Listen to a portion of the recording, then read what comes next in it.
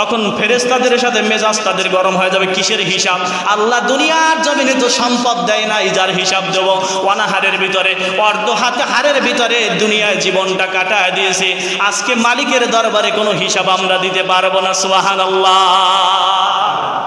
ফেরেশতা আল্লাহর কাছে বলবে, আল্লাহ দেখো দি কি ধমক আমাদেরকে ধমকাই দিচ্ছে, হিসাব দিতেছে না। বলে কি বলে?